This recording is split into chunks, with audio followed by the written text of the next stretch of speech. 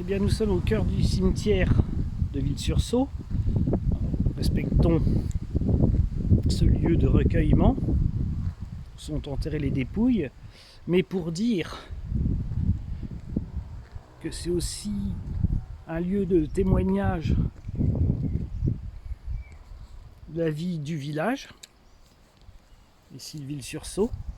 On a l'exemple avec ici repose un brave et honnête homme, Louis-Philippe de Burge, ancien officier au régiment de Guyenne, membre du conseil général du département de la Meuse, décédé en son château de Vils-sur-Sault le 2 mai 1822.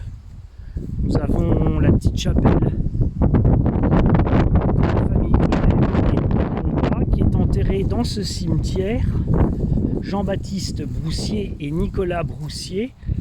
Alors Jean-Baptiste Broussier, 1766-1814, est devenu un officier supérieur du Premier Empire. Il participa à de nombreuses batailles, même s'il n'est pas le plus connu des généraux.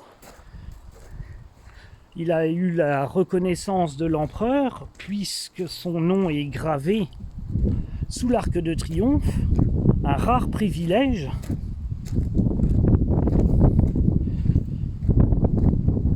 Un héros de toutes ces campagnes napoléoniennes.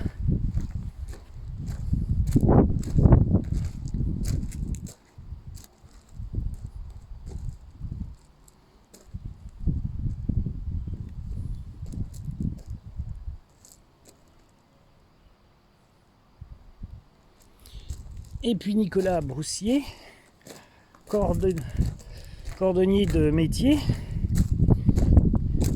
qui gravira aussi à une époque les échelons sociaux, après la Révolution, la fin des privilèges, puisqu'il faut savoir que, par exemple, dans l'armée, vous ne pouviez pas prétendre à des grades d'officier supérieur si vous n'étiez pas de la noblesse, alors que pour Napoléon, c'était au mérite, à la compétence. C'est un héros aussi, également écrivain.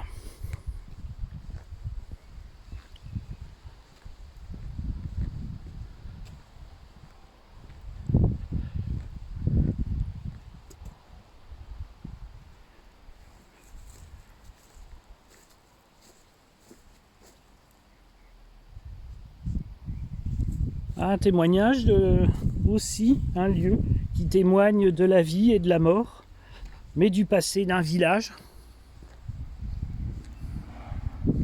Et parfois des héros qui ne sont pas forcément très connus de nos jours, mais qui ont contribué à écrire les pages de notre histoire, qui se sont sacrifiés pour des idéaux.